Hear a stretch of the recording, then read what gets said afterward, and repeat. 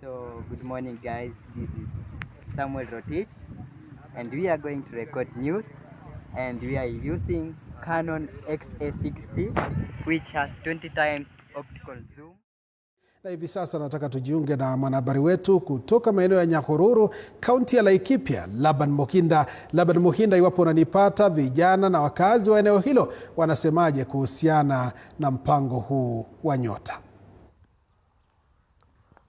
Naam, Onsare, shukran sana. Nami hapa ninatu baadhi ya vijana kutoka mji huu wa Nyahururu ambao wameweza kunufaika na fedha hizi za Nyota, na kwa sasa wache tusikie kauli zao ni zipi kuhusiana na mpango mzima wa Nyota Fund. Karibu tu ndani ya TV47. Kianza kwa majina, tueleze, je, wewe kama kijana mweweza kunufaika aje na mpango huu wa Nyota? Kwa majina yangu ni Waweru Mburu kutoka hapa Nyahururu. Mimi nimeajiriwa, regardless ya kuwa nimeajiriwa, but niko na side hustle. So hii Nyota Fund ambayo nilipata kwangu iliingia 22,000 na inisaidia sana kubusi side hustle yangu ambayo ni kuchukua vitu za soko na ziuza na orders kwa hoteli baribari na kwa mashule.